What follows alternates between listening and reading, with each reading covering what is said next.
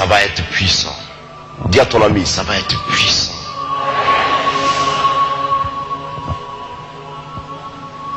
Pendant que tu le dis, tu ne crois peut-être pas. C'est ça? Calme-toi. L'évangélisation par la puissance de Dieu. Pourquoi l'évangélisation? Et pourquoi par la puissance de Dieu? Et d'où nous vient le thème évangélisation? Lisez avec moi, si vous avez votre Bible, en Marc chapitre 16, à compter du verset 15 jusqu'au verset 20. Vous avez trouvé Marc 16, 15 à 20. Qu'est-ce qu'il dit? Marc dit quoi? Marc dit quoi? Calmez-vous. Tout à l'heure, vous serez servis. Calmez-vous. Marc dit quoi? Puis il leur dit, allez, voyez? Allez, tout le monde me dit, tout le monde dit avec moi, allez. Fais le signe. Allez. C'est-à-dire quoi? Un mot d'ordre à exécuter. Je suis d'accord? Va. Quelqu'un te dit, va. Tu vois? Il dit, allez. Excusez-moi. Par tout le monde et prêcher la bonne nouvelle à toute la création. Celui qui croira et qui sera baptisé sera sauvé, mais celui qui ne croira pas sera condamné. Ça c'est un premier pas. Voici les miracles qui accompagneront ceux qui auront cru. Écoutez-moi bien. Hein? Ces miracles accompagneront ceux qui auront cru. En mon nom, ils chasseront les démons. Ils parleront de nouvelles langues. Ils saisiront des serpents. S'ils boivent quelques breuvages mortels, il ne leur fera point de mal. Ils imposeront les mains aux malades et les malades seront guéris.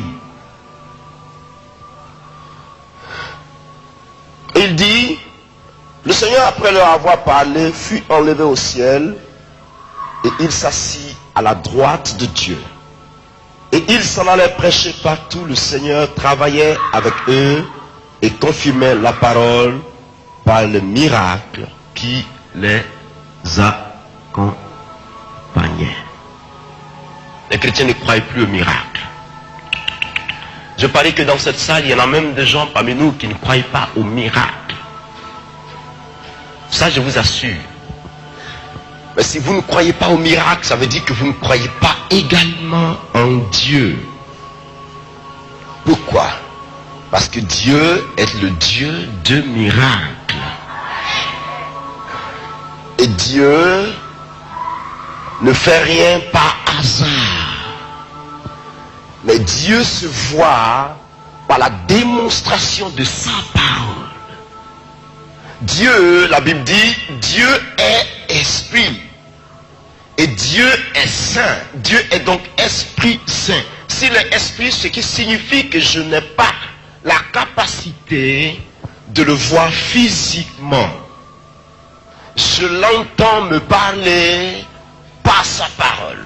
Je vois, je lis, et je parviens à discerner son plan à partir des Écritures. Mais je ne le vois pas.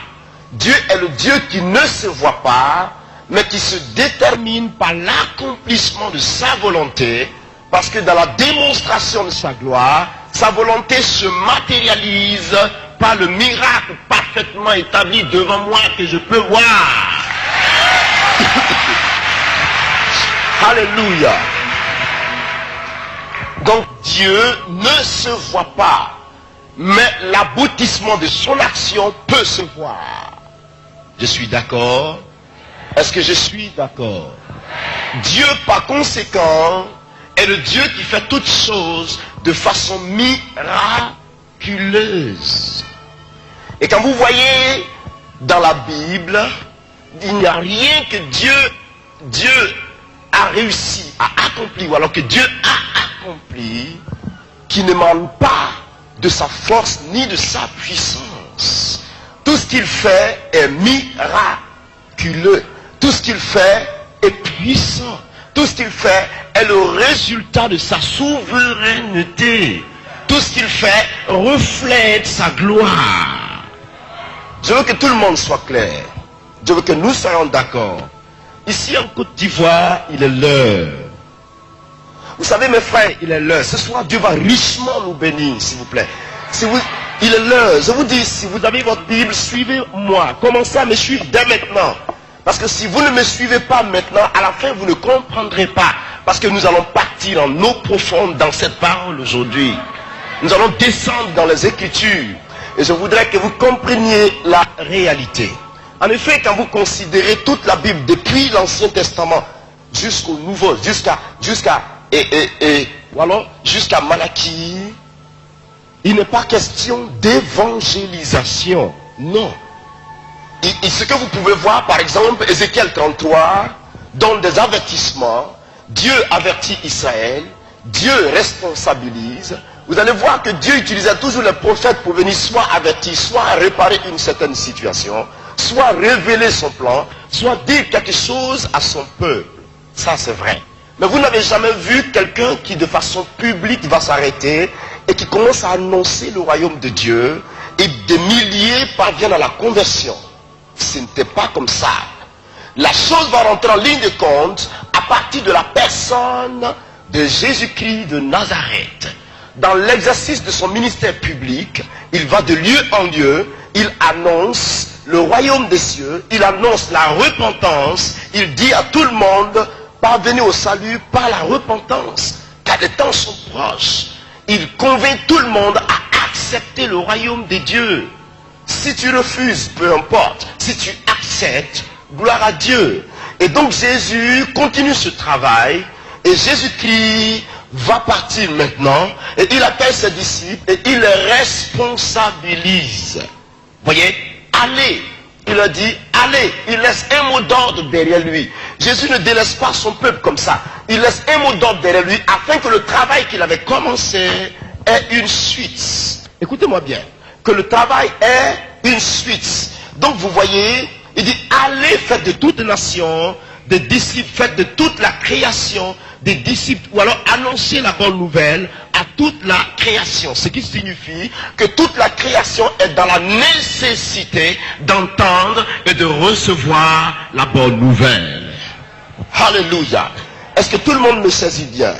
Et donc cette idée rentre en ligne de compte. Ce qui signifie quoi? Évangéliser, c'est quoi? Beaucoup vont me donner beaucoup de définitions. Vous allez me dire, évangéliser, c'est annoncer la parole de Dieu. Bon, il n'y a pas de problème. Évangéliser, c'est faire ceci. Mais je voudrais faire la part des choses avant de descendre dans le vif du sujet. Parmi nous qui sommes les chrétiens, il y a ceux qu'on appelle des gagnants d'âme. Hein? Il y a ceux qu'on appelle des gagnants d'âme. Vous et moi, nous pouvons être des gagnants d'âme. Nous tous, nous pouvons être des gagnants d'âme. Mais tout le monde n'est pas forcément évangéliste. Ne confondez pas. Chacun se lève, je suis évangéliste. Parce que j'ai annoncé la parole à une personne qui a accepté Jésus. Je suis évangéliste. Le pasteur est aussi un gagnant d'âme. Je suis d'accord? Ah oui. Même le chrétien qui vient de se convertir aujourd'hui peut être aussi un gagnant d'âme. Mais ça n'a rien à voir avec le ministère d'évangéliser. Ou alors le ministère d'évangéliste. Ça n'a rien à voir. Ça n'a rien à voir du tout. Je voudrais que tout cela soit clair dans votre esprit d'abord. Ça n'a rien à voir. Parce que le ministère d'évangéliste est un ministère de réveil spirituel. Est un ministère, un ministère populaire. Un ministère qui appelle par un seul coup plusieurs à la fois. Un ministère qui va en corps à corps avec le royaume de Satan. Un ministère qui s'impose et qui arrache les âmes, qu'ils veulent, qu'ils ne veulent pas, de la main de Satan et qui enrichit le royaume de Dieu. Alléluia. Par exemple, nous sommes partis en Guinée. Nous sommes venus de la Guinée le mardi seulement pour préparer cette veillée.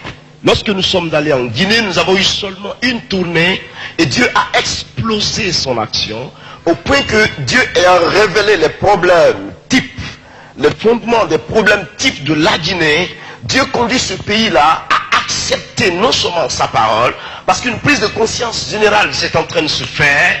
Et même les journaux annoncent qu'il faut que toute la Guinée sache qu'il y a eu des choses, et il y a eu de telles choses, ou il y a même de telles choses qui se passent en Guinée, et qu'il y a un rassemblement national pour la délivrance totale de toute la Guinée, avec le président de la République, avec le gouvernement, avec les oppositions et tout le monde.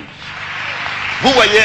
Imaginez-vous que dans le mois de novembre, cela va se tenir, où tout le gouvernement guinéen sera, tout le monde sera, parce que l'État est déjà saisi de ça, tout le monde sera, vous annoncez la parole et toute une nation accepte Jésus de Nazareth. Alléluia. Ne jouez pas, vous savez, je voudrais vous avertir, vous n'avez pas pris en considération certaines valeurs que Dieu a déposées au milieu de nous en Côte d'Ivoire ici. Vous n'avez pas pris en considération vous-même votre vie chrétienne. Mais je vous assure, pendant que j'étais encore sur les bancs d'études, si on m'avait dit, mon ami, il y allait avoir de telles choses dans ta vie, je n'allais jamais croire. Mais je suis toujours étonné de ce que Dieu fait. Je ne vous mens pas. Je suis étonné de ce que Dieu fait. La puissance de Dieu s'investit en réalité. Et donc si vous êtes évangéliste ce soir, ce message pourrait vous faire beaucoup de bien et vous responsabilise en même temps.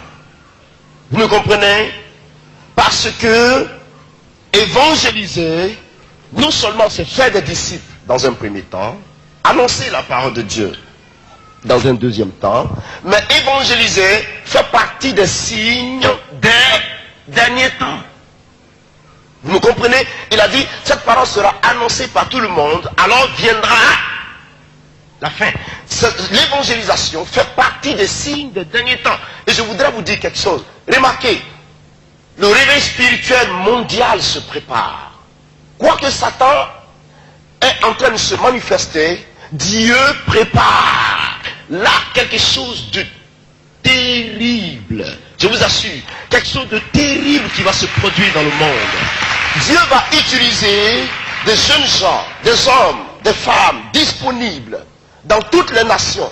Dieu est prêt à élever des gens qui vont se lever, qui vont parler de sa part. Dieu est prêt à déterminer sa grâce. Dieu est prêt à déverser l'onction de sa présence pour détruire le royaume de Satan afin que le monde soit sauvé. Je vous dis, et Dieu va se manifester dans notre époque d'aujourd'hui plus qu'il ne l'a fait avant. Vous croyez en ça? Oui. Il va nous utiliser plus qu'au temps de Pierre, plus qu'au temps de Paul. Oui. Vous savez pourquoi je dis ça?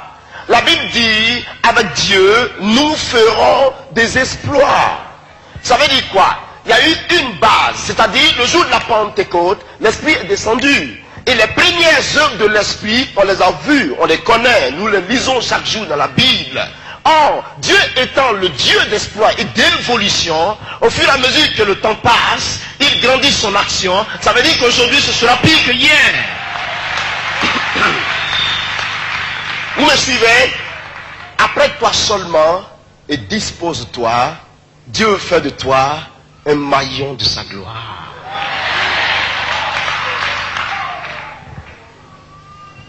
Je voudrais vous le dire. Cette séance est une séance qui va bénir la Côte d'Ivoire. Ah oui. Non, ça, vous pouvez... Écoutez, calmez-vous. Cette séance est une séance qui va bénir la Côte d'Ivoire. Dieu me l'a dit, moi.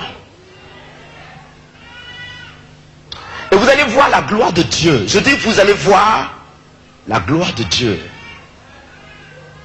Et donc, évangéliser, c'est aussi étendre, c'est aussi l'expansion de l'Église. Parce que par l'évangélisation, l'Église s'étend. Donc évangéliser, c'est un mot d'ordre à exécuter. Ce mot ne se discute pas. Ce mot s'exécute. Allez. Allez. On ne le discute pas. On l'exécute. Et quiconque l'exécute voit automatiquement la grâce et la bénédiction qui se cachent derrière le facteur d'aller. Ça c'est automatique. Parce que Dieu n'enverra personne sans le suivre et sans glorifier son nom par lui. Jamais Dieu ne va vous faire partir sur le terrain sans que lui-même Dieu ne vous suive, ne soit devant vous, et sans que lui-même Dieu ne prenne soin de démontrer sa grâce par vous. C'est pas possible. Je dis, ce n'est même pas possible. Autrement dit, ce n'est pas le Dieu d'Israël. Parce que là où est la parole de Dieu, là où elle est annoncée avec vérité, l'Esprit de Dieu se mouve à cet endroit en toute puissance. Là où la parole de Dieu est vécue par toute sa plénitude, l'Esprit de Dieu bouge en ce moment-là en toute puissance. Là où est sa parole, il est. Vous êtes d'accord avec moi? Tout le monde me suit très bien. Allons-y. Vous voyez donc que le Saint-Esprit est promis. Jésus fait la promesse avant de partir. Il dit, allez. Et il dit en Actes chapitre 1, verset 8, vous recevrez une puissance. C'est-à-dire, vous irez, mais regardez un peu.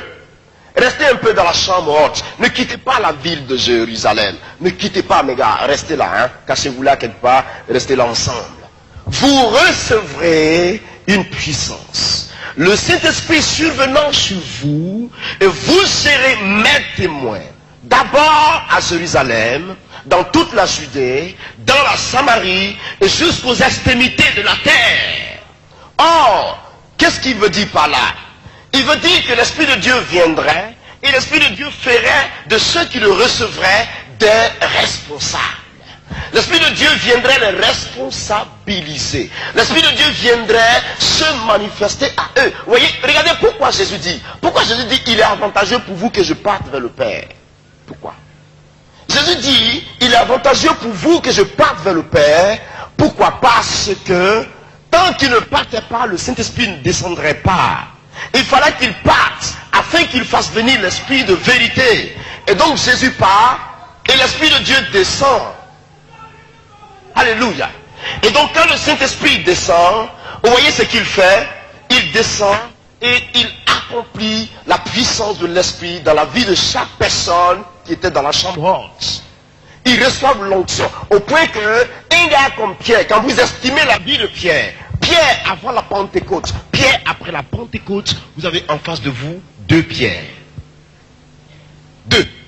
Pourquoi deux? Parce que le Pierre avant la Pentecôte, quand bien même qu'il avait mangé avec Jésus, il avait bu avec lui, il a trouvé bon qu'il fallait régner à ce Jésus-là sous Ponce Pilate, rempli de peur et de crispation. Mais regardez, lorsque le Saint-Esprit descend, ce Pierre-là est redynamisé, il est délivré par la présence de l'Esprit, et c'est lui encore qui réjaillit pour répondre aux pharisiens qui traitaient ceux qui étaient baptisés du Saint-Esprit, d'ayant bu, ou alors essayant saouler la gueule, pour dire, arrêtez-moi ça ici à Jérusalem, ils ne sont pas ivres de vin, comme vous le pensez. Mais c'est Jésus de Nazareth que vous avez crucifié. C'est lui qui a accompli sa promesse et c'est ce que vous êtes en train de voir. Alléluia. Donc vous voyez, automatiquement, Pierre était devenu témoin. Suivez-moi bien, suivez-moi très bien. Je vous ai dit, suivez-moi très bien. Il était devenu témoin. On va revenir sur l'expression témoin tout à l'heure. Donc vous voyez, évangéliser donc, l'Esprit de Dieu arrive et il les rend forts. Voyez, des hommes qui étaient faibles au préalable ont maintenant la force pour témoigner, pour parler de la part de Dieu. Et Pierre avait prêché, il avait propagé la bonne nouvelle. La Bible dit que 3000 âmes se donnaient à Jésus ce jour-là. Mais regardez la suite. Regardez ce que la suite dit. La suite nous dit que ce fut là la propagande, la propagation, ou alors ce fut là l'annonciation de la bonne nouvelle. Ce fut là la prédication de la parole. Il prêcha l'évangile. propagea l'évangile. Donc, évangéliser, c'est propager la parole de Dieu. Vous êtes d'accord avec moi? Bien. Mais la parole, c'est quoi elle-même? C'est quoi la parole? Tous les jours, Seigneur, bénis-moi par ta parole. C'est quoi la parole de Dieu? Si je tiens compte de Romains chapitre 1, le verset 16, la parole de Dieu, c'est la puissance de Dieu. Pourquoi? Il dit, je n'ai point honte de l'évangile, car c'est une puissance de Dieu pour le salut de quiconque croit. Donc, dans un premier temps, la parole est la puissance de Dieu. Deuxièmement, selon Jean chapitre 1, le verset 1, qu'est-ce que la Bible dit? La Bible dit, au commencement était la parole, et la parole était avec Dieu, et la parole était Dieu. Ça veut dire quoi? Ça veut dire que la parole est Dieu. Vous me suivez bien? La parole est Dieu. Maintenant, vous descendez dans le verset 3 de ce même chapitre qui dit, il n'y a rien qui existe sur terre qui n'a été créé que par la parole. Ça veut dire quoi? La parole est la source de la création. Vous me suivez bien? Elle est la source de la création. Et quand vous lisez Genèse chapitre 1 au verset 1, la Bible dit quoi? Hein? La terre était informe et tout ça, et l'Esprit de Dieu se mouvait à la surface des eaux. Et donc vous voyez, la Bible dit encore, cette fois-ci, cette parole est devenue chair. Suivez-moi bien, cette parole à l'état invisible, la parole dans ce critère invisible, la parole prononcée, le verbe, la Bible dit, cette parole est devenue chair. Elle a été faite chair dans le verset 14 du livre de Jean au chapitre 1. La parole a été faite chair et elle est venue habiter parmi nous, pleine de grâce et de vérité. Et il dit quoi? Il dit, nous l'avons, prenez votre Bible, suivez-moi, nous l'avons contemplé. Ce mot-là est très capital. Nous l'avons contemplé. Nous l'avons contemplé. Regardez un peu. Qu'est-ce qu'il dit? Vous avez trouvé? Vous avez trouvé? Vous avez trouvé? Suivez-moi, hein? Suivez-moi au verset 14. Nous l'avons contemplé. Il dit, 14, il dit, et nous l'avons contemplé sa gloire, une gloire comme la gloire du Fils unique venu du Père. Qu'est-ce que ça veut dire contempler? Ça veut dire quoi contempler? Nous avons admiré, nous l'avons observé, nous l'avons vu. Mais il y a un problème entre nous. Est-ce que toi tu l'as vu? Qui l'a vu? Hein? Qui l'a vu? Personne ne l'a vu. Pourtant, elle nous dit que nous l'avons contemplé. Ah! Ce qui est certain, je sais que Paul, plutôt, apôtre Pierre était toujours à côté de Jésus, il a vu qui il était. Mais moi, je suis ici en Côte d'Ivoire et mon village s'appelle Data. Ah, à Divo. Et Jésus de Nazareth n'est jamais passé chez moi. Mais comment est-ce que je l'ai vu, moi? Hein? Par la puissance de sa parole, par sa parole. Attendez, je vais vous aider. Il dit, vous serez mes témoins. Mais c'est dangereux. Parce que nous n'étions pas là. Il dit que nous serons ses témoins. Or, un témoin, c'est quelqu'un qui a vu quelque chose et qui peut parler de cette chose. Pourquoi? Il a vu. Il a vu ce que c'est. Il a assisté au combat. Donc, il peut raconter la chose. Il a entendu et il a vu au même instant. Vous me suivez? Vous avez votre Bible en main, c'est ça? Suivez-moi très bien. Comment pouvons-nous dire que nous sommes témoins? Alors qu'on ne l'a même pas vu. J'ai dit, on ne l'a même pas vu du tout. Et nous sommes témoins. Ah, camarade. Pierre encore, ça se comprend. Parce que Pierre et autres étaient des témoins oculaires. Ils ont vu même le tombeau ouvert. Ils ont même vu qu'il leur a apparu quelque part dans la chambre. Ils l'ont suivi encore. Ils l'ont vu quand pendant qu'ils étaient sur la montagne des Oliviers. Mais nous, on l'a vu comment? Et comment sommes-nous témoins? Comment moi je peux témoigner de quelque chose que je n'ai pas vu? Vous me suivez? Suivez-moi. Ils étaient témoins parce qu'ils ont tout vu, ils ont tout vécu. Mais nous, pourtant la même promesse est à nous. Cette promesse est égale aussi à nous. Elle est à nous. Comment pouvez-vous comprendre ça? Nous sommes témoins également. Mais pourquoi? En quoi sommes-nous témoins? Nous sommes témoins en 3 raisons. 3. Lesquelles des raisons? D'abord, nous sommes témoins parce que, pourquoi? À cause de la promesse faite à Abraham. Genèse 17, verset 15, je crois.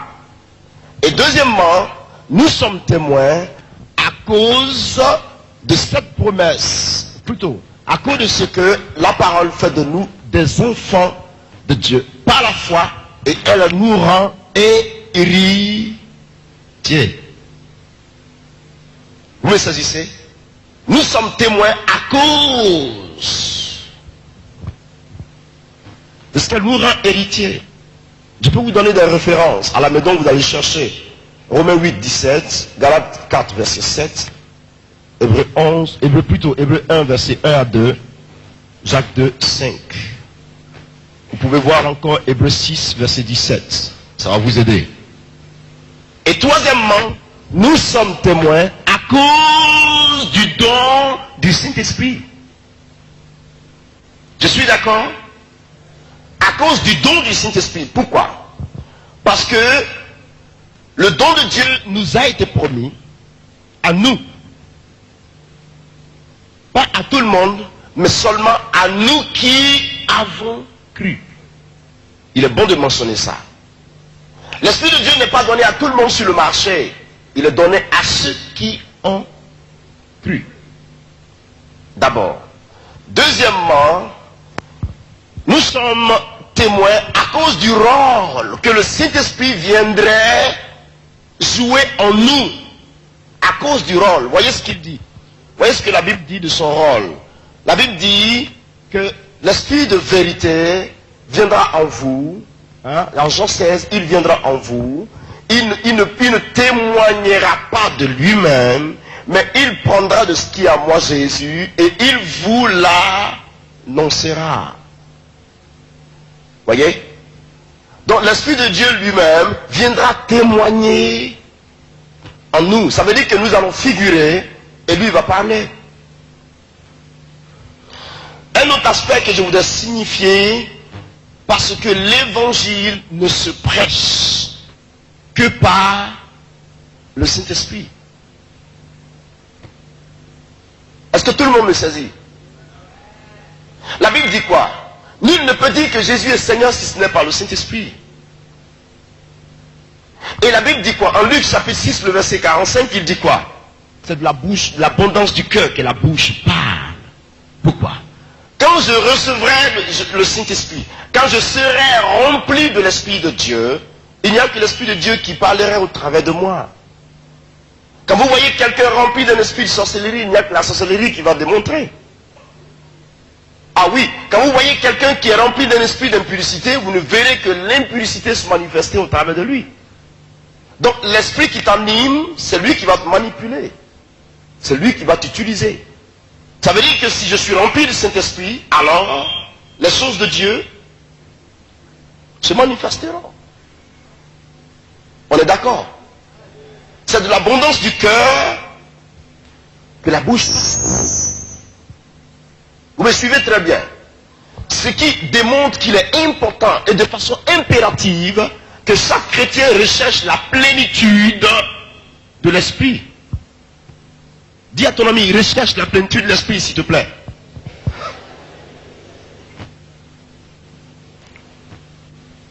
Voyez? Et donc cette image est transportée sur nous. Nous sommes témoins. Mais quel genre de témoins sommes-nous? Des témoins faibles? Des témoins malades? Ou des témoins vivants? Choisissez. Chacun choisit sa part. Des témoins vivants. Et la Côte d'Ivoire ne vit pas. Vous êtes sûr qu'on peut allumer une lampe et la mettre sous le bois? Hein? Vous êtes sûr?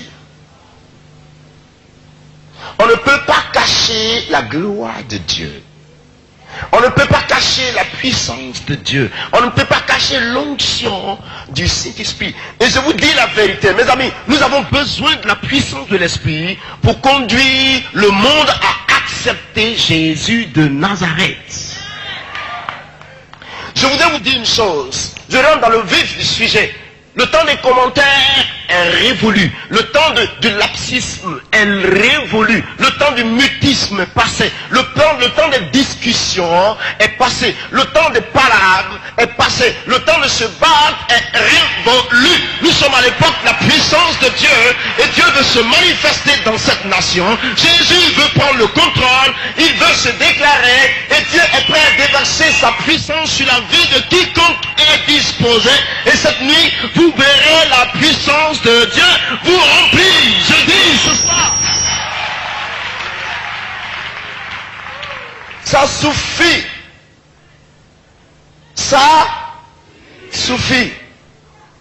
Dis à ton ami, ça suffit. Monte ici. Monte. Où sont les commandos? J'ai besoin de 6 commandos. Dépêchez-vous. Dieu me donne une image. Dépêchez-vous. Ne faites pas que cela me quitte. Venez. Venez les enfants, venez. Placez-vous ici. Bien. Suivez-moi très bien. Parce que nous allons grimper à l'échelle. Ça, je vous en prie. Suivez-moi bien. Toi, couche-toi. Couche-toi. Dors, voilà. Dors. Bon. Viens mon gars. Mets-toi ici.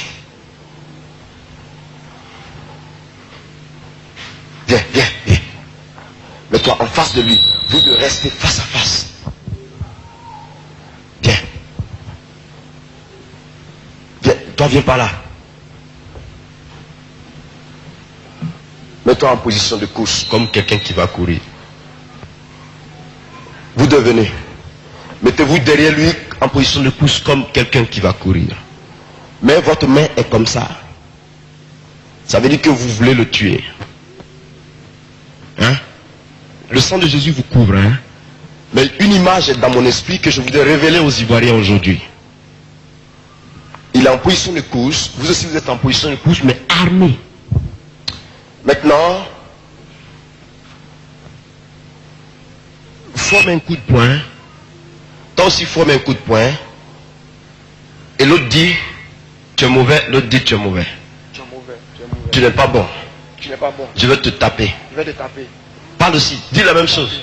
Toi tu vaux rien. C'est moi le meilleur. C'est moi qui suis meilleur sur le terrain. Vous suivez-le.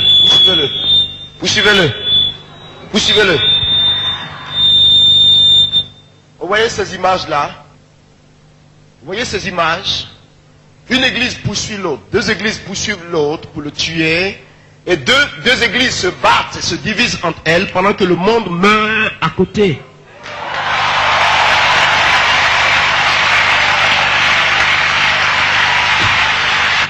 Le monde meurt à côté. Alléluia. Merci les enfants, que Dieu vous bénisse. Laisse là. Vous voyez, le monde meurt à côté. L'église a manqué sa vision. L'église est sortie du plan de Dieu. L'église a loupé le plan que le Seigneur a déterminé devant lui. C'est pour cela que nos églises souffrent aujourd'hui. Et il n'y a que des problèmes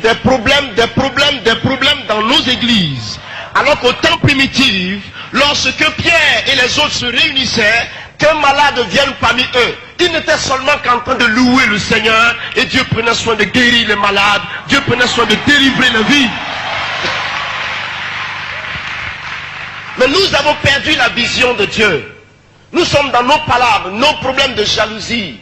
Nous sommes dans nos difficultés. Or, la Côte d'Ivoire a besoin de notre secours. Dormez. Dormez, dormez. Ne vous réveillez pas. Dormez.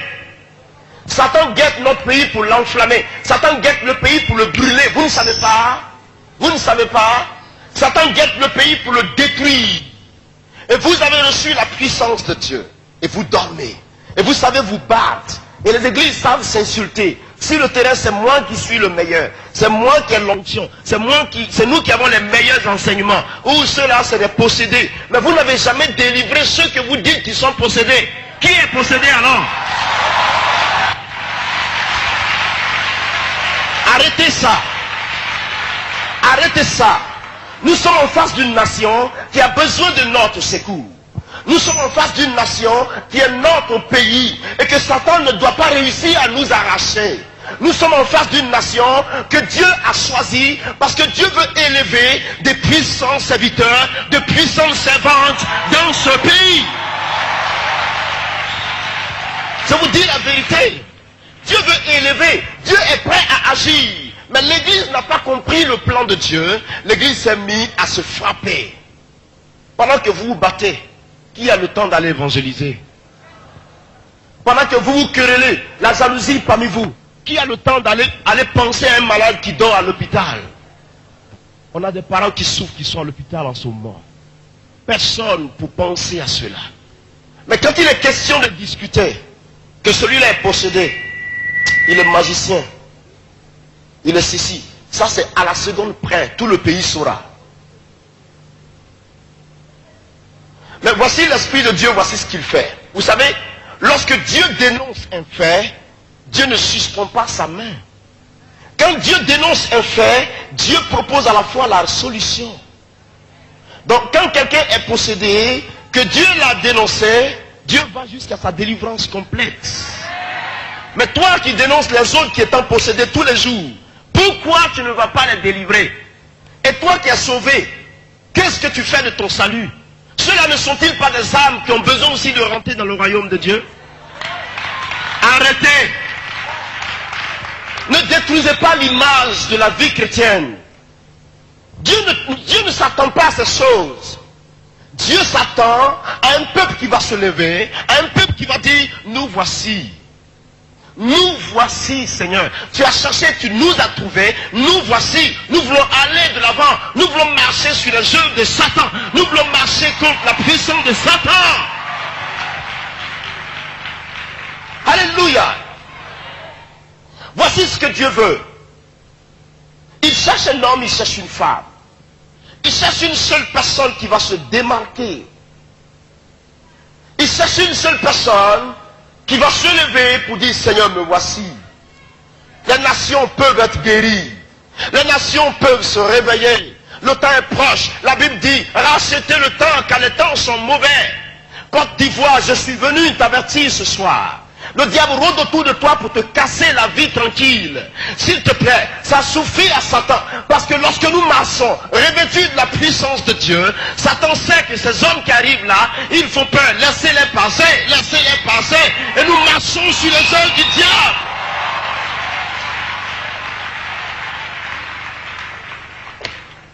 Il sait.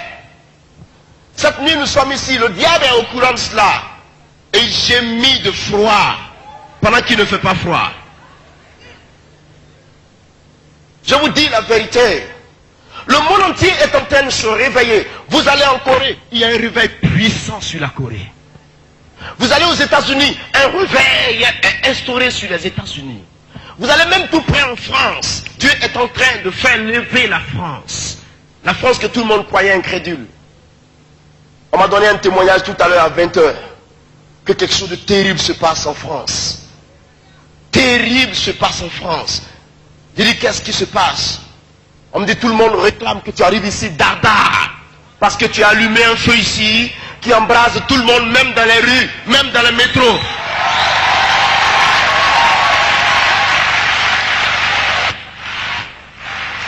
Mais ici, ailleurs, Dieu glorifie son nom. Mais quand nous venons ici, on me lance l'ultimatum de me tuer d'ici 2 ans. Fais attention parce que tu vas mourir avant moi. Fais gaffe.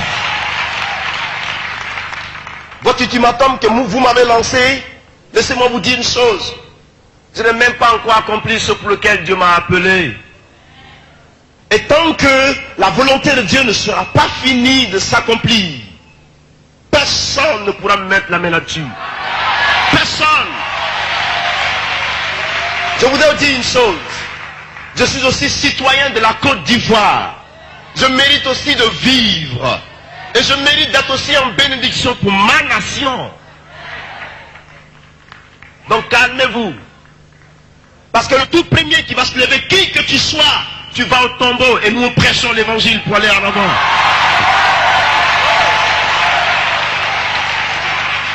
Nous voulons gagner de vie.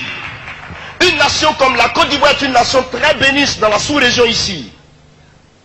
Non, ce n'est pas un orgueil, mais c'est une grâce. Nous avons un pays très béni. Ce qui nous manque, c'est le spirituel. Il nous manque le spirituel. Mais si nous avions le spirituel, je vous assure, ce serait un pays qui va bouleverser. Or, le spirituel est à côté de nous, mais personne n'ose sauter là-dessus. Parce que nous nous basons sur nos problèmes de personne. On a dit ça. Il paraît que. Et c'est rentré à gauche.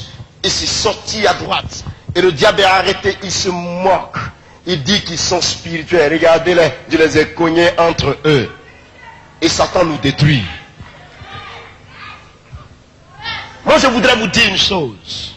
Si cette nation veut connaître la gloire de Dieu, il est temps de se lever. Il est temps de se lever. Ce n'est pas les capacités spirituelles qui manquent. Vous voulez quoi? Vous voulez l'onction? Vous la recevrez cette nuit dans le nom de Jésus. Non. Moi, je voudrais vous dire, il n'y a rien qui nous manque. La seule chose qui reste, c'est de se lever. C'est tout. Que voulez-vous? Les dons spirituels, Dieu les dispose. Les âmes de l'esprit, Dieu les dispose. Les arts de l'esprit, Dieu les dispose. La puissance de Dieu, Dieu la dispose. L'onction du revêtement de l'esprit, elle est disponible cette nuit dans cette salle. Elle est là.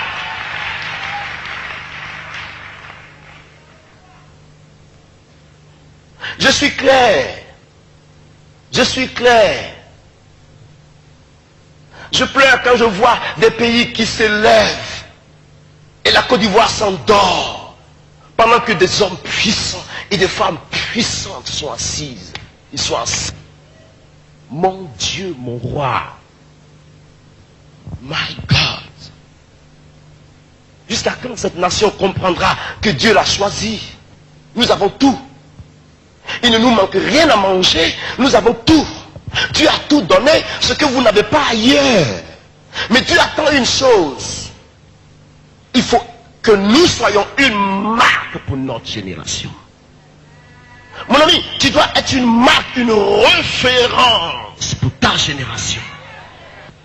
Non, il faut que tu sois une référence pour ta génération. Ah oui. Si tu ne peux pas être une référence, c'est que tu n'es pas loin. Non, parce que l'onction donne les preuves qu'elle est là. Et vous dites, on étouffe mon ministère, on me bloque. C'est toi-même qui te bloque. Tu as une fois vu l'onction qu'on peut mettre dans une boîte? L'onction.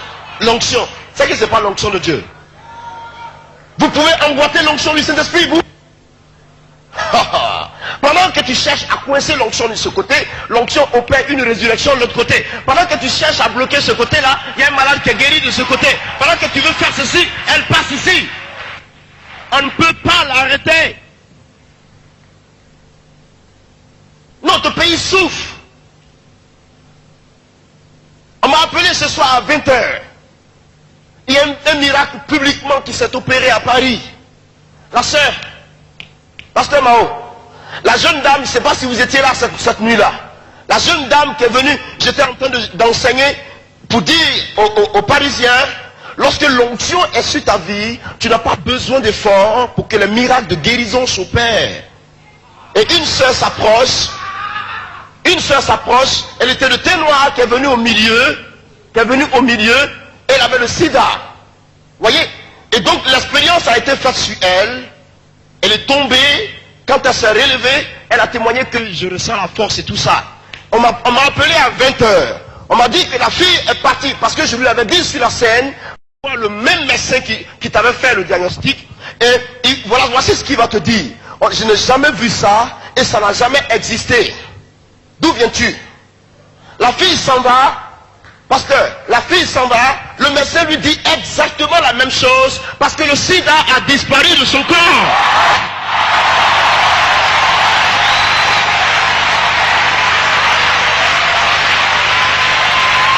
Alléluia. Donc on m'appelle à 20h et ils sont affolés dans Paris. C'est pas possible. Et elle a rendu témoignage publiquement ce dimanche. Ce dimanche-là. Elle a rendu publiquement témoignage. Elle a parlé. Je dis, Jésus m'a guéri du sida.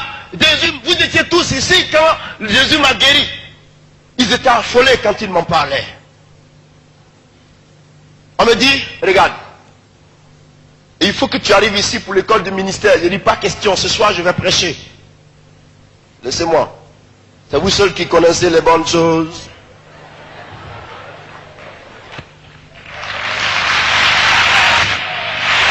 Alléluia. Non, il faut être réel, il faut être clair. La réalité est telle que Dieu oint. Et Dieu ne demande pas le consentement de qui que ce soit. Dieu oint comme il veut. Dieu bénit comme il veut. Et Dieu fait grâce à qui il veut. La gloire est à lui. Mais s'il te plaît, que nul ne sache que dans cette salle, Dieu n'a pas un plan pour sa vie. C'est faux. C'est faux. Dieu a un merveilleux plan pour ta vie. Mais c'est que tu n'es pas encore arrivé à cerner quel est ce plan-là. C'est pour cela que tu as l'impression que tout patauge. Mais voici une chose que je te conseille. Décide-toi, va dans la présence de Dieu et dis-lui, tu es mon créateur. Je suis dans ta face.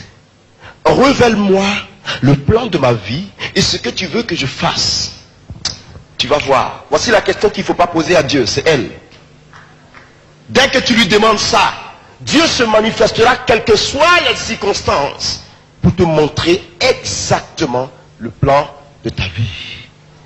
Et voici comment tout marchera pour toi. Dès que tu entres dans le plan de Dieu, tout va comme sur des roulettes comme ça.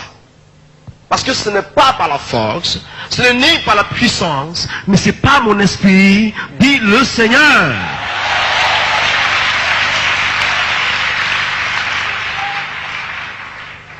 Cela est possible. Je dis, ta bénédiction est possible.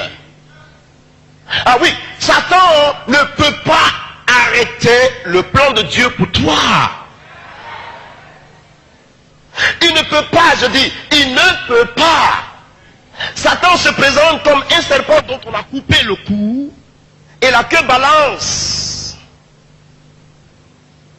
Quand le chrétien, ah Jésus, ah, le petit démon, même devant le petit démon, tu n'as même plus d'autorité.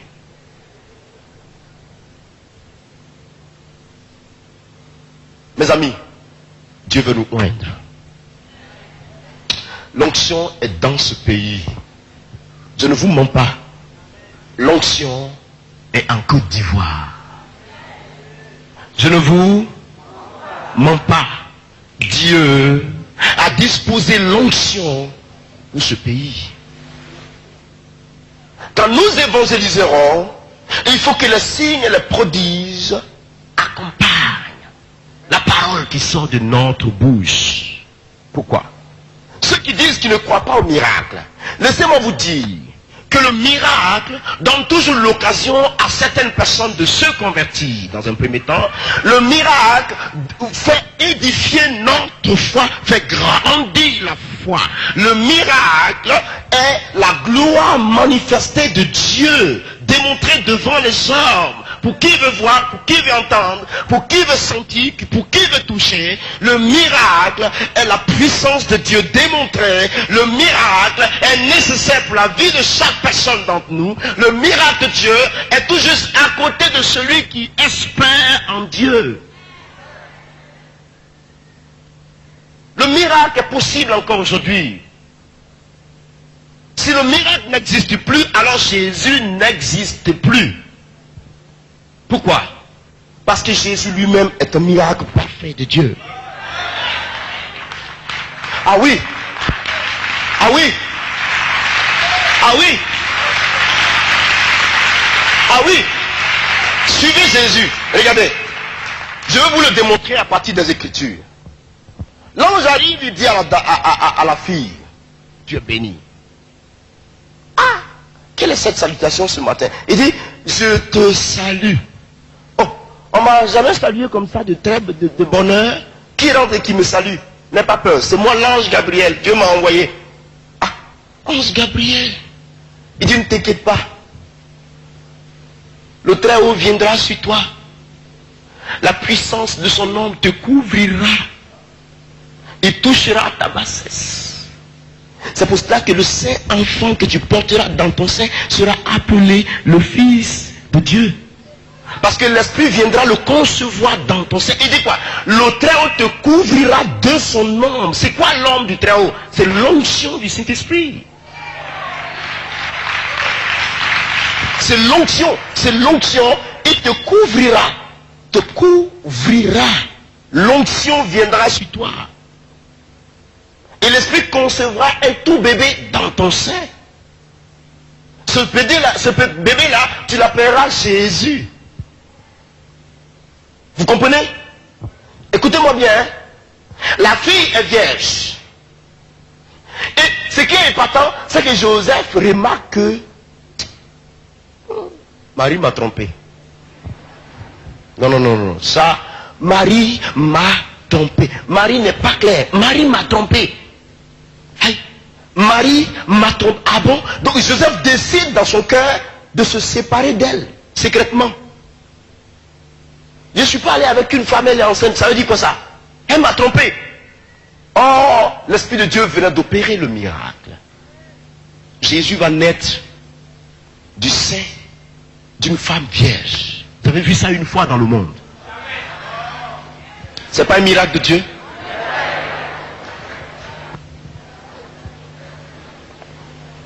Il naît tout bébé. Il grandit dans la parole de Dieu.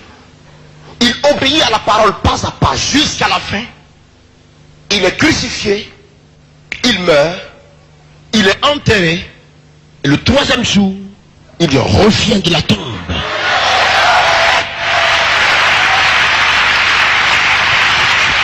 Alléluia. Mais quand il revient de la tombe, n'est-ce pas un miracle? Alors la Bible dit quoi? Ils vont le voir pendant 40 jours. Ils vont le voir. Et il les conduit tous sur la montagne des Oliviers. Et devant eux, il décolle du sol. Ouh, quel Dieu! Quelle puissance! Il décolle du sol. Ses pieds ne touchent pas le sol à 1 mètre, à 2 mètres, à 3 mètres. Et il part. Sans l'aide d'un homme. Son ascension, n'est-ce pas un miracle?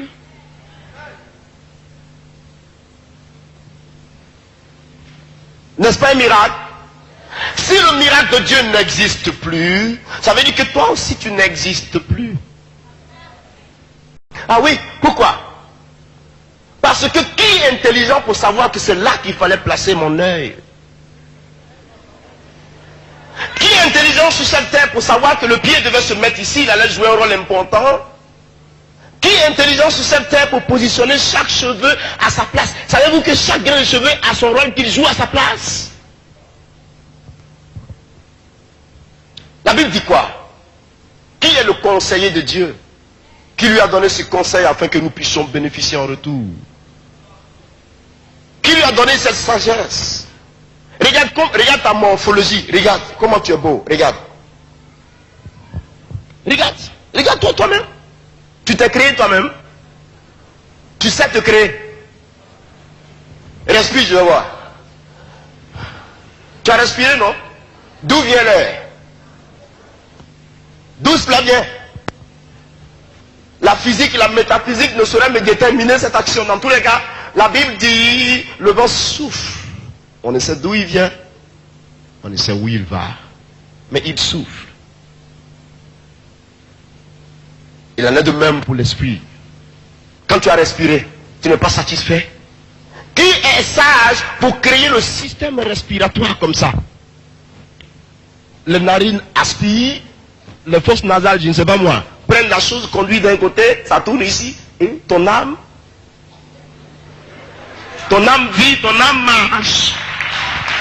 Tu as trouvé quelqu'un qui est sage pour faire ça?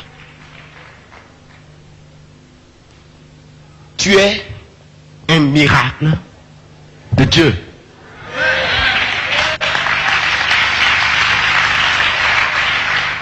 Et donc si le miracle n'existe plus, ça veut dire que toi-même tu n'existes pas. C'est pour cela que je vous dis une chose. Dieu m'a défendu de dire quelque chose aux chrétiens. Dieu m'a dit, ne dis jamais à un enfant de Dieu qu'il suit le miracle. Qu'il est un chrétien qui suit le miracle. Ne lui dis jamais ça. Parce que le jour que tu le diras, tu auras mis la corde à ton cou. J'ai dit, Seigneur, ça veut dire quoi? Dieu me dit, regarde-toi toi-même. Tu t'es créé toi-même. Je dis non. Et le Saint-Esprit me dit, regarde. Quelqu'un dit à son ami, tu suis les miracles. Pendant que lorsqu'un malade arrive, il lui impose les mains et il dit, maladie sort de ce corps, au nom de Jésus, sois guéri. Dieu me dit, qu'est-ce que tu cherches là? Qu'est-ce que tu es en train d'invoquer là? Là, c'est quoi? Pour aboutir à quoi? C'est pour aboutir à quoi? Alors que tu dis les autres suivent le miracle. Et toi-même tu cherches quoi là en faisant ça?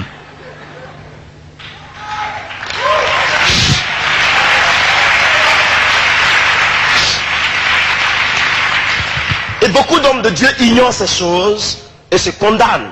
J'appelle ça la jalousie. C'est une jalousie à outrance. Dis à ton ami, recherche la grâce de Dieu, sinon ton cœur va s'éclater.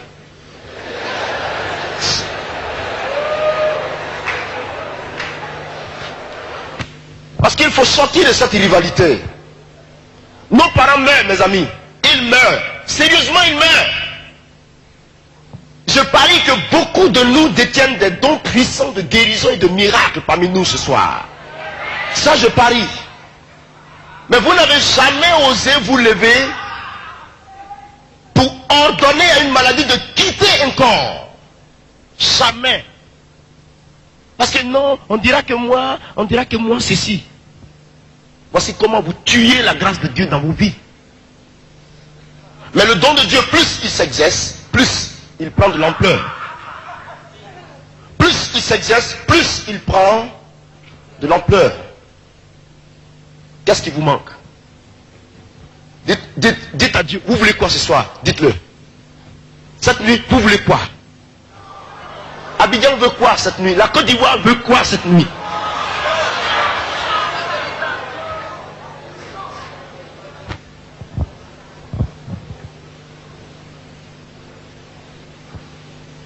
C'est l'onction que vous voulez.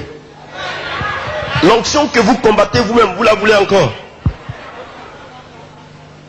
Ah, vous dites quelle est la magie? Mais laissez-moi vous dire que l'onction, dans ses capacités absolues, vous donne accès à tout. Elle vous donne accès à tout. L'onction se charge d'elle-même. Ce n'est pas vous qui vous chargez d'elle. se charge d'elle-même. Et quand vous laissez faire, elle fait de vous ce que Dieu veut. Vous la voulez. Quand Dieu va vous la donner, vous allez prendre cette onction et aller vous insulter.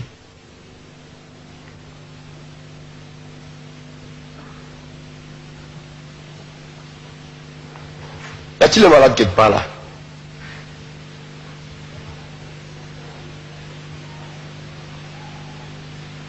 Arrive.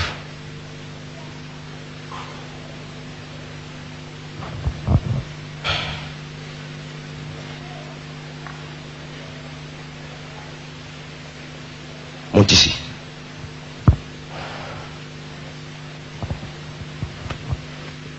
Pas plus, hein?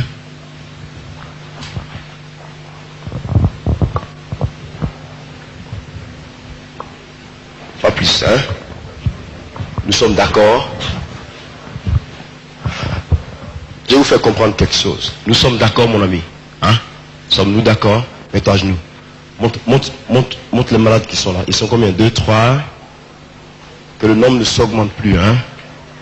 Tout à l'heure, chacun aura sa part. Calmez-vous d'abord. Je vais vous montrer quelque chose. Mettez-vous à genoux. Mettez-vous à genoux.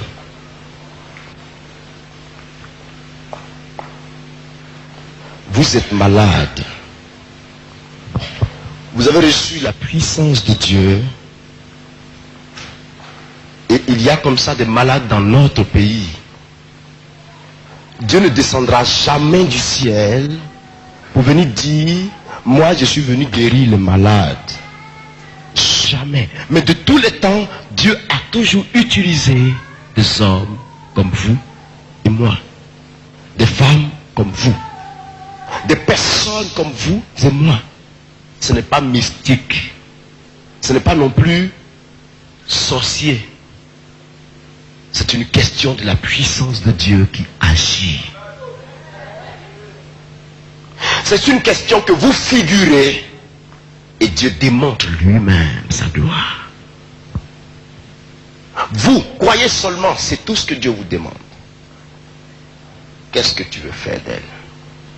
Merci Jésus.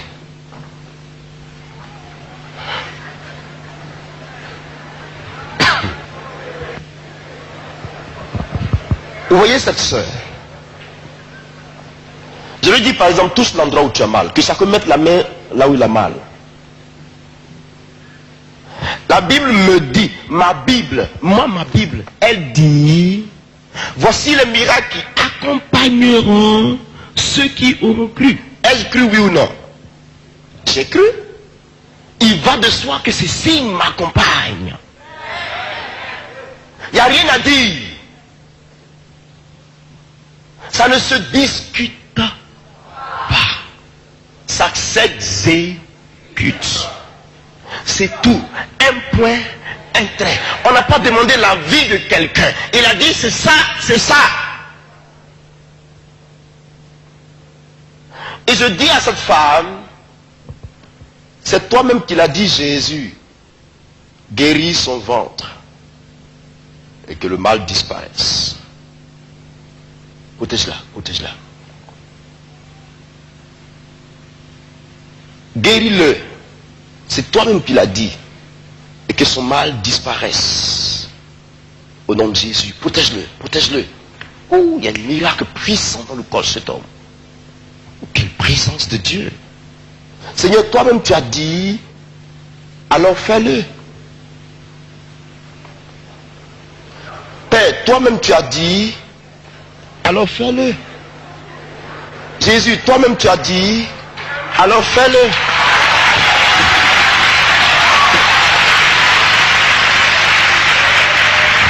Alléluia. Ces sorciers, ça aussi c'est la magie.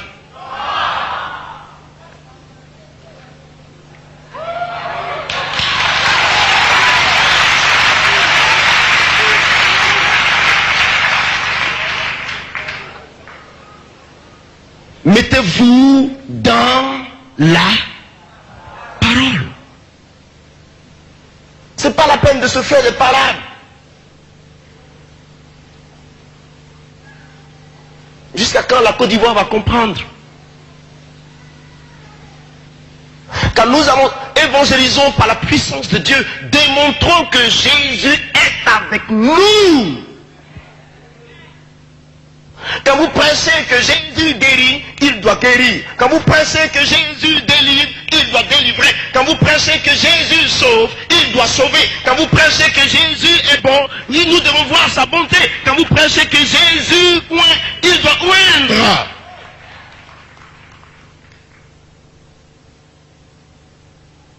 Mes amis, il faut se lever. Je dis, il faut se lever. Évangélisons par la puissance de Dieu. J'avais toute une famille d'un ambassadeur se convertit en France. Toute une famille d'un ambassadeur. Qu'est-ce qu'il a vu? Le miracle de Dieu. Ils arrivent. Toute la famille arrive le 1er août. Ils disent qu'ils viennent à Abidjan. Eux là, ils doivent venir en Côte d'Ivoire. C'est terrible ce qu'ils ont vu. Ah! Ça veut dire que c'est grave là-bas. Ils viennent. Il dit venez. Venez. Le temps du bavardage est passé. C'est fini ça. Dis à ton ami, tais-toi, c'est bon. Tais-toi.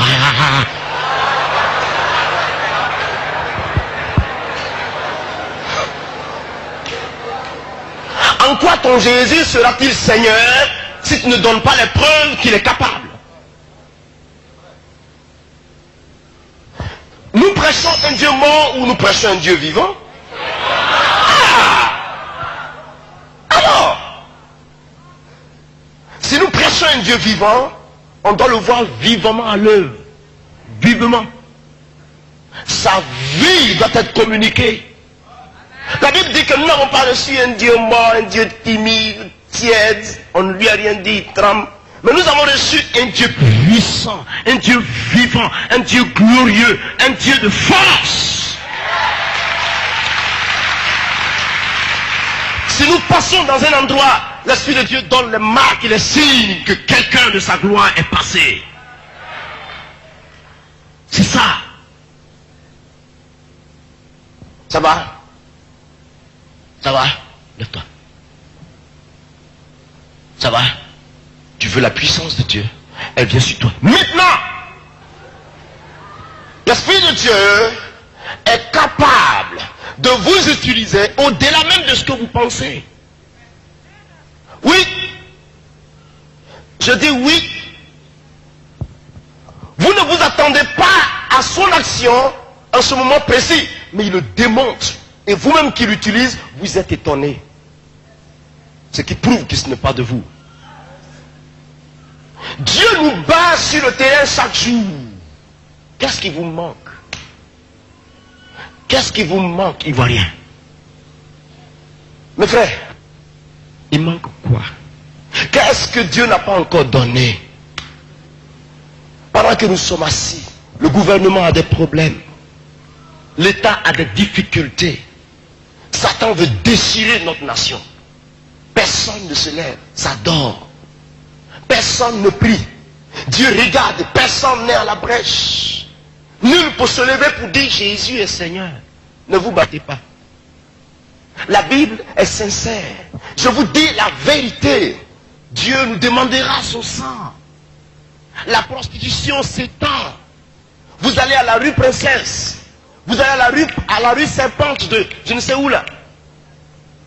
Allez voir des hommes déguisés en femmes. Vous allez voir la prostitution, la débauche. Les enfants de nos mamans, les enfants de nos parents, nos frères, nos sœurs, livrent leur corps pour rechercher de quoi vivre. Nous ne sommes pas en mesure de leur dire, ne faites pas ça. L'homosexualité s'accroît chaque jour. Le danger s'impose chaque jour. Les sectes gagnent le terrain et nous qui sommes dans la vérité, nous ne sommes pas en mesure de lever le doigt. On dit qu'on est chrétien. Ne savez-vous pas que le chrétien doit vivre son temps? Dormez. Ah bien ici. Dormez.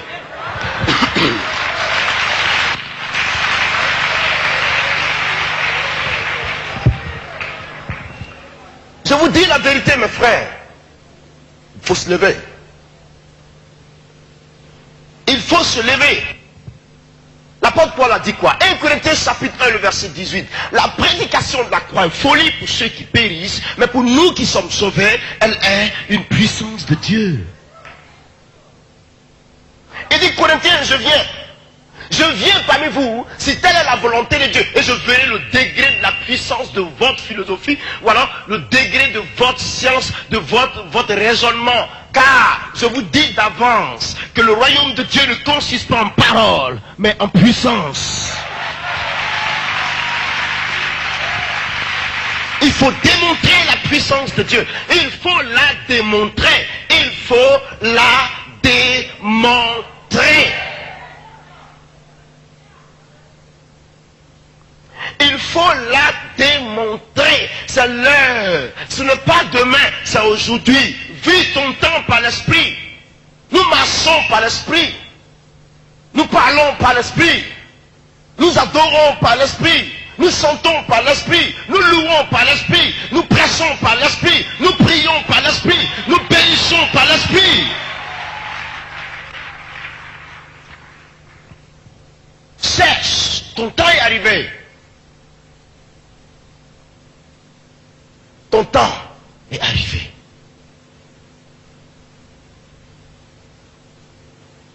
Paul dit quoi?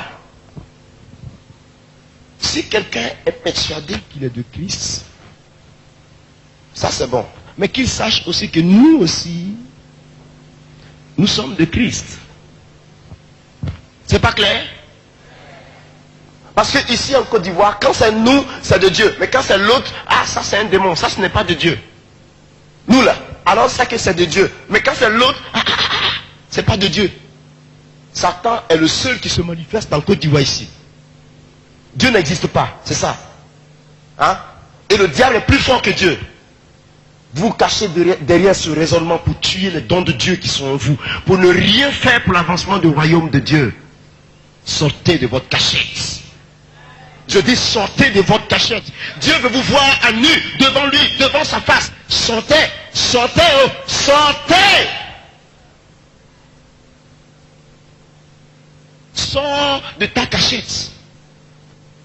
Tu es utile pour la main de Dieu. Tu es utile, je dis. Tu es utile.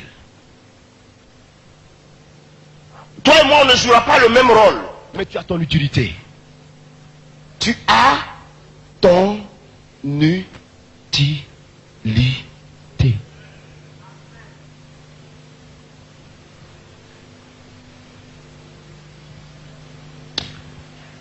Oh, alléluia. L'Esprit de Dieu va descendre ce soir. Tu vois, Seigneur, ils disent qu'ils veulent l'onction pour évangéliser puissamment. Regarde, il y a une seule chose que je te demande cette nuit. Non seulement tu vas guérir miraculeusement tous ceux qui sont malades, tu donneras la délivrance à ceux qui en ont besoin. Et ce soir, descends l'onction du Saint-Esprit.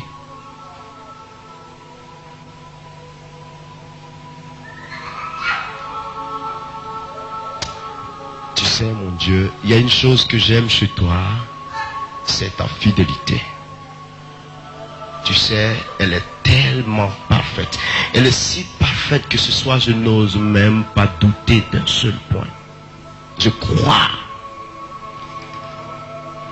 à l'onction de ton esprit que tu as disposé pour la conversion de ce pays. Et je te soumets la Côte d'Ivoire.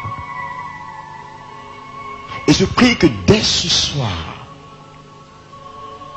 il y ait un mouvement puissant de ton esprit, un vent nouveau dans cette nation. Et que les vies soient délivrées. Et que les miracles s'opèrent dans les hôpitaux, dans les villages, partout. Afin que nos parents soient sauvés par la puissance de Dieu. Waouh! L'onction que tu cherches arrive sur toi maintenant même, de façon parfaite. Tu es là-bas à ma gauche. Le don d'opérer des miracles au nom de Jésus sera le don par lequel Dieu voudra t'employer. L'onction que tu cherches est là devant toi, ma soeur, parce que Dieu t'a donné une onction prophétique qui cassera la mur devant de toi.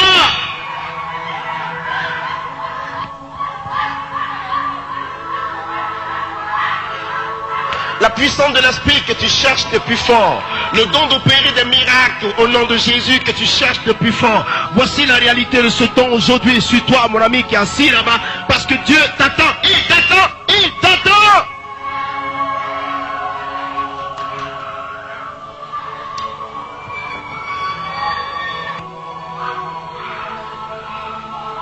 Qu'est-ce que vous voulez? C'est l'onction? Hein? Vous voulez quoi ce soir? Vous voulez l'onction du Saint-Esprit? Vous êtes prêts à recevoir l'onction du Saint-Esprit? D'accord. Vous avez une seule minute.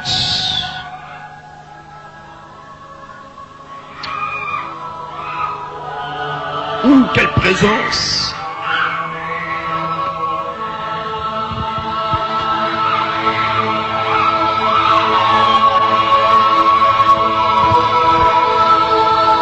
Dépêche-toi.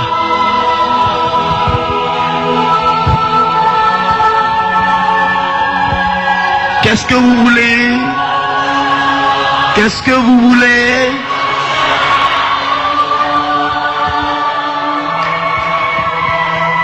Vous allez bouger avec cette onction. Vous allez évangéliser.